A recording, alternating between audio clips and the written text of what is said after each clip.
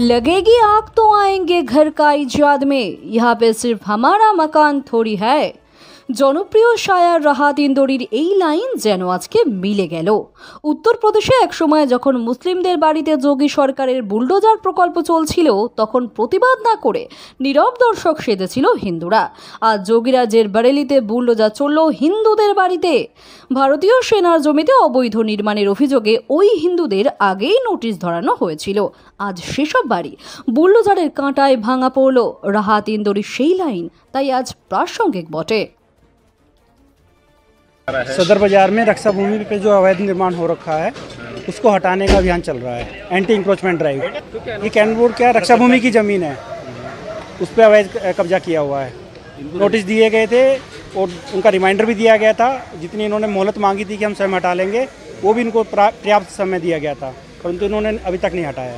तो किया जा रहा है और ये कार्रवाई अभी जब तक ये पूरा क्लियर नहीं होगा करते रहेंगे।